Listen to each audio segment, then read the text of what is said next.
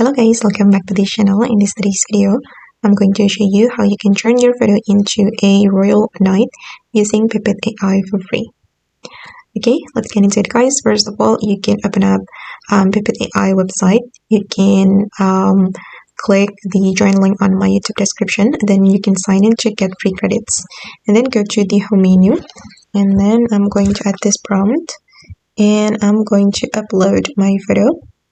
I'm going to use this one, okay, and then I'm going to submit the photo and also the prompt and let the AI do something for my photo.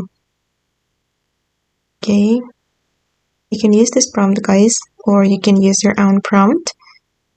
It's up to you. Okay guys, and these are the results, and then I'm going to choose one of them. I think I'm gonna go with this one. And then you can click on the download icon right here, this one, and the photo will be saved to your device. And if you're not satisfied, you can regenerate it. Just click on the regenerate option, and then the photo will be regenerated by AI. Okay guys, and that's how you can turn your photo into a royal knight using Pippit AI for free. I hope this video will be useful for you. Thank you so much for watching, and bye!